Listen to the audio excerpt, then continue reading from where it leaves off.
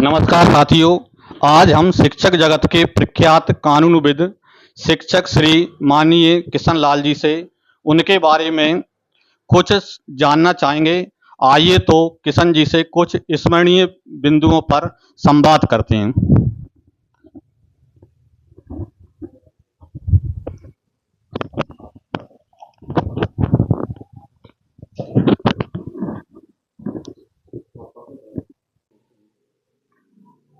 नमस्कार सर। और मैं सर आपसे कुछ जानना चाहता हूं। मध्य प्रदेश शिक्षक कांग्रेस जिला शाखा गुना द्वारा आपकी सेवानिवृत्ति पर सम्मान समारोह एवं विदाई समारोह बजरंगगढ़ किला हनुमान पर रखा गया है। मैं जानना चाहता हूं कि आपका शिक्षा के पद पर कार्य करने एवं शिक्षक कांग्रेस संगठन में कई पदों पर रहते हुए कैसा अनुभव रहे, कृपया सर बताइए। नमस्कार साथियों, मैं किशन रजक सन 1984 में उप शिक्षक के पद पर पदस्थ हुआ प्राथमिक विद्यालय करौद में। किंतु मैंने प्राथमिक विद्यालय करौद में अध्यापन नहीं कराया क्योंकि शिक्षकों की कमी थी। वहां कोई अंग्रेजी और गणित पढ़ाने वाला शिक्षक नहीं था। इस कारण मुझे माध्यमिक सेक्शन में कार्य करने का अवसर प्राप्त हुआ और मैंने लगभग 4.5 वर्ष करौद में अपनी सेवाएं दी। इसके पश्चात मैं बीटीआई करने के लिए 2 वर्ष के लिए बजरंगगढ़ रहा। बजरंगगढ़ में बीटीआई करने के बाद मैं मावन में पदांकित हुआ 9 जुलाई 1990 को। इसके पश्चात निरंतर माध्यमिक विद्यालय में बच्चों को अध्यापन कराते हुए 30 सितंबर 2024 को लगभग 34 वर्ष 2 माह 21 दिन मावन में मेरा कार्यकाल रहा और मैंने अपने कार्यकाल में लगभग 41 वर्ष की सेवा पूर्ण की है। जी सर, आप शिक्षक कांग्रेस में किन किन पदों पर रहे और आपका शिक्षक कांग्रेस में काफी महत्वपूर्ण प्रभाव रहा। आपका क्या शिक्षक कांग्रेस में बहुत ही लोहा माना जाता है, इसका क्या कारण है? देखिए, मैं चूंकि शिक्षक था और शिक्षा से मेरा बड़ा लगाव रहा है, बच्चों को अध्यापन कराता था, पर मेरे बहुत ही स्नेही मित्र श्री रणवीर सिंह कुशवाहा, जिनको मैं आज बड़ा भाई भी मानता हूं, उनके आग्रह पर मुझे शिक्षक कांग्रेस में उन्होंने ब्लॉक सेक्रेटरी का पद दिया। मैंने ब्लॉक सेक्रेटरी का काम लगभग 6 महीने तक नहीं किया। मुझे नहीं पता था कि संगठन में किस तरीके से काम किया जाता है। मैंने विचार किया किसी भी संगठन में काम करने के लिए, कर्मचारियों की समस्या के लिए आपको उस क्षेत्र में जाना पड़ेगा, जानना पड़ेगा। तो मैं कानून की किताबें खरीद करके लाया। सबसे पहले मैंने शिक्षा संहिता खरीदी, उसका अध्ययन किया, विभिन्न और शिक्षकों से संबंधित जो कानून हैं, जो पुस्तकें हैं वो पढ़ी, कर्मचारियों के लिए जो कानून बने वो पढ़े।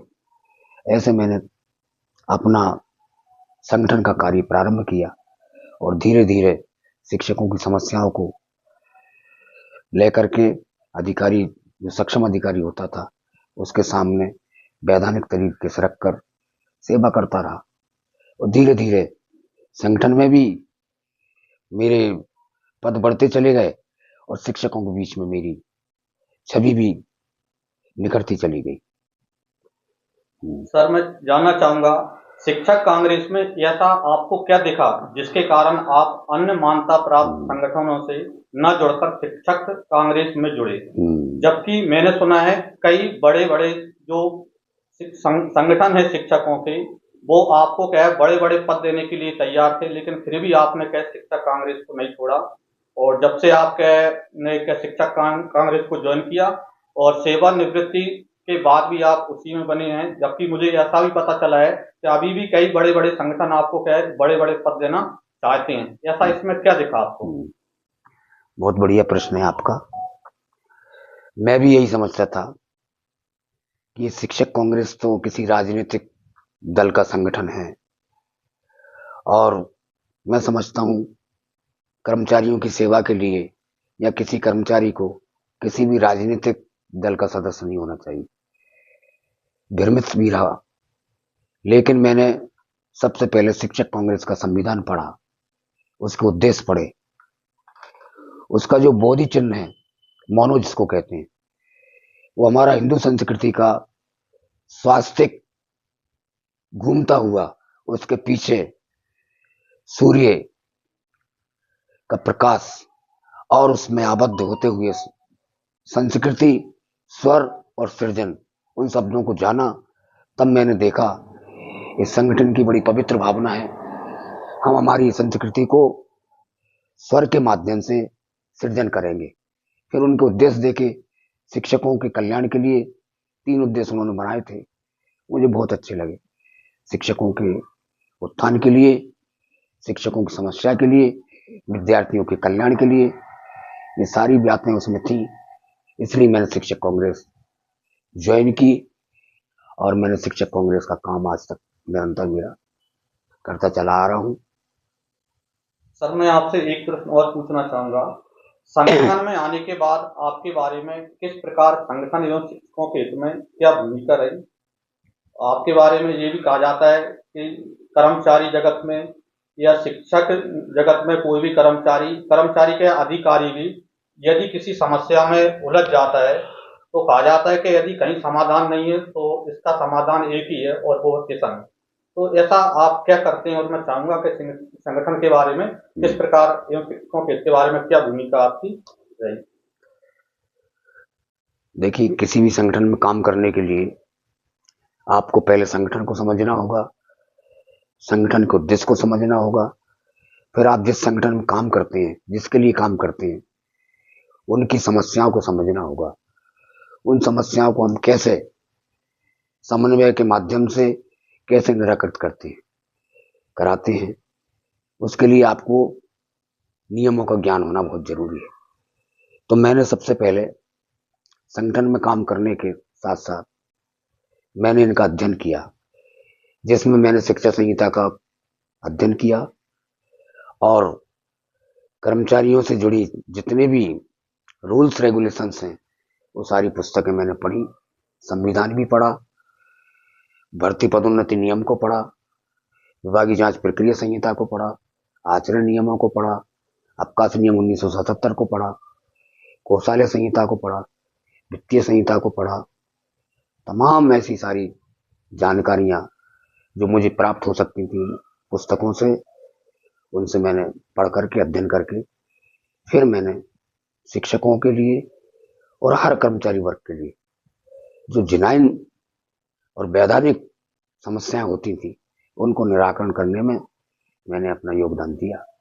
इससे संगठन की भी छवि बढ़ती चली गई, साथ साथ मुझे कर्मचारियों का स्नेह प्राप्त होता रहा। सर, मैं आपसे एक बार और जानना चाहूंगा। आपको कर्मचारी नेता के साथ साथ कानून का प्रख्यात ज्ञाता कहा जाता है और आप हैं भी, ये बात सही भी है। और इसका क्या कारण है? इसके पीछे का कारण आप स्पष्ट करेंगे या कर्मचारियों को क्या कुछ सलाह देंगे वो अपने बचाव के लिए ऐसा क्या कर सकते हैं, क्या सीख सकते हैं आपसे? देखिए, ना तो मैं कर्मचारी नेता हूं, मानता भी नहीं कि मैं कोई कर्मचारी नेता हूं, और ना मेरे पास कोई कानून की डिग्री है वैधानिक। मैंने जैसा कि अभी आपको बताया, मैंने इस संगठन में काम करने के लिए उन पुस्तकों को पढ़ा, उन नियमों को पढ़ा, तो धीरे धीरे करके इतना ज्ञान अर्जन हो गया जिससे हम कर्मचारियों की सेवा कर सकते थे। तो मैंने अपने ध्येय बनाया कि नेतागिरी न करके कर्मचारी, चाहे वो किसी संगठन का हो, किसी वर्ग का हो, चाहे कोई मित्र हो या शत्रु हो, जो आ गया उसकी मैंने सेवा की है, मदद की है। तो ये सेवा मेरा धर्म है और वो मैं निरंतर जारी है, वही करता हूँ। और जानना चाहूंगा आपसे, आप एक कैसे एक सामान्य किसान से श्री माननीय किशन लाल रजक जी, जो कि गुना, अशोकनगर, शिवपुरी, पूरे मध्य प्रदेश में आप जाने जाते हैं, तो इसका क्या कारण रहा और इसके पीछे आपके पीछे किन व्यक्तियों का हाथ रहा, क्या आपके इस पीछे कोई क्या है गुरु है, उसके बारे में भी सर मैं जानना चाहूंगा आपसे। बहुत बहुत सही रघुवंशी जी, बहुत सही आपका प्रश्न है। मेरा कोई गुरु नहीं है और ना मुझे कोई इस क्षेत्र का कोई उपयुक्त गुरु मिल पाया। ये मैं इसे अपना दुर्भाग्य कहूंगा। मैंने हनुमान टेकरी सरकार को अपना गुरु माना है और उनको ही स्मरण करते हुए मैंने कर्मचारियों की सेवा की। अब प्रश्न आता है कि किशन लाल रजक कैसे बना। देखिए, बड़ी सीधी बात है। जब भी कोई व्यक्ति आगे बढ़ता है या विकास करता है या समाज में अपना स्थान बनाता है तो उसके पीछे कोई ना कोई होता है। गुरु हो, माता पिता हो और मित्र हो, ये सब मेरे पास थे। सच मायने में मेरे विकास की इस यात्रा में सबसे पहला श्रेय दूंगा मेरी धर्मपत्नी को, जिन्होंने मुझे कर्मचारी संगठन में लगभग 35 वर्ष काम करते हो गए कभी ये नहीं टोका कि आज घर में ये सामान नहीं है, ये आपको लाना है या आपको ये काम करना है। मैंने अपना 35 साल का कर्मचारी जगत का जीवन, मुझे नहीं मालूम दाल आटे का भाव क्या है, कपड़ों का भाव क्या है। मैंने कर्मचारी की सेवा के लिए पूरा तन मन से जुट गया और कभी मैंने घर की तरफ ध्यान नहीं दिया। यही कारण रहा कि लोगों का स्नेह मुझे मिलता रहा। कर्मचारी जगत का सवाल, तो जैसा कि मैं पहले बता चुका हूं, कर्मचारी संगठन में शिक्षक कांग्रेस में लाने का श्रेय मैं जिनको अपना बड़ा भाई मानता हूं, रणवीर सिंह कुशवाहा जी का रहा है। उनके स्नेह को देखते हुए मैंने काफी कानून का अध्ययन किया और फिर मैं उस दिशा में उनके साथ चला। आज संगठन में जो कुछ भी हूं, मैं श्री रणवीर सिंह कुशवाहा जी की वजह से हूं। उन्होंने ही मुझे आगे बढ़ाया और उनकी उंगली पकड़ के चलता गया। आज इस पद पर हूं, प्रांतीय प्रमुख महामंत्री के पद पर। ये दो लोगों का मेरे जीवन में बहुत बड़ा महत्व रहा है, असर रहा है। और माता पिता का आशीर्वाद तो सबके पास रहता है। मेरे पास भी, मेरे ऊपर भी मेरे माता पिता का बहुत स्नेह रहा। उन्होंने मुझे कभी इस कार्य के लिए टोका नहीं। जी सर, आपसे आकर मुझे ऐसा लगता है कि मैं प्रश्न पूछता रहा हूँ, अपने आप प्रश्न जोड़ते जा रहे हैं। आपसे क्या 10 मिनट लिए थे लेकिन वो ज्यादा हो गए, तो एक प्रश्न लास्ट पूछना चाहूंगा सर मैं आपसे। आपके पास अपार ज्ञान का भंडार है और मैं चाहूंगा कि आप इस ज्ञान को क्या किसी को देना चाहेंगे, और यदि कोई इस ज्ञान को क्या सीखना चाहता है, लेना चाहता है, तो वो व्यक्ति क्या करे, उसके लिए क्या सलाह आप देना चाहेंगे। बिल्कुल बिल्कुल। देखिए, मैं पहले भी बता चुका हूं कि हमको कानून को समझना होगा और कानून में बड़े क्लिष्ट शब्द होते हैं जिसके लिए गुरु की आवश्यकता होती है। यदि आपको गुरु मिल जाता है तो आपका कार्य बहुत आसान हो जाता है। जब गुरु नहीं मिलता है, आपको खुद को ही, जिस तरीके से कोई नदी या तालाब में गिर जाता है, तैरना नहीं आता है तो खुद हाथ पैर चलाएंगे तो पार लग सकता है। ऐसे ही मेरा कार्यकाल रहा। मैंने अध्ययन किया, काफी अध्ययन करने के बाद मैं इस कार्य करने के लिए सक्षम हो पाया। बहुत बहुत धन्यवाद सर, मैंने आपका क्या समय दिया। धन्यवाद सर। ये सवाल जैसा कि आपने क्वेश्चन किया था कि आप ज्ञान किसी को देना चाहेंगे, निश्चित रूप से मैंने जो सीखा है, जो पढ़ा है, मैं चाहता हूं कि मेरे पास उपयुक्त मेरे साथी आए और जो मैंने सीखा है मैं उनको बताने के लिए तत्पर हूं, तैयार हूं। मैंने हमेशा प्रयास किया है कि मुझे कोई उपयुक्त हमारा साथी मिल जाए। मेरे साथ बहुत सारे साथी ऐसे हैं और उनका एक ध्येय रहता है तो सही भाई साहब, हम सीख के क्या करेंगे। आज हूं, बीमारियों से ग्रसित हूं, पता नहीं कब चले जाएं इस दुनिया छोड़ करके। तो मैं चाहता हूं जो मैंने सीखा है उसको मैं सिखाना चाहता था। मेरे मित्र हैं, छोटा भाई है राजेंद्र गुजराती। मैंने प्रयास किया कि ये सीखे। बड़े पवित्र भाव का व्यक्ति है और इस क्षेत्र में वही सफल होता है जो ईमानदारी से, निष्ठापूर्वक, नेतागिरी ना करके सेवा करे, तो वो उसको सफलता भी ज्यादा मिलती है। पर गुजराती जी ने केवल ये सोच लिया भाई साहब हैं, मैं क्या करूं। गुजराती जी को तो आपके बहुत नजदीक माना फिर जाता है। मैंने सोचा इंदर सिंह है, गोपाल श्रीवास्तव है, सतीश सुरैया है, इन लोगों को मैंने बिठाया। ये सीखते भी हैं, रुचि भी है इनमें, पर जितना सीखना चाहिए उतना वो प्राप्त नहीं कर पाए। मैं उनसे अपेक्षा करूंगा, वो मेरे बहुत प्रिय हैं, मैं सिखाना चाहता हूँ। वे लोग मेरे पास बैठे हैं, आए, जो मैंने जाना है, सीखा है, जो पढ़ा है, उनको सिखाऊंगा।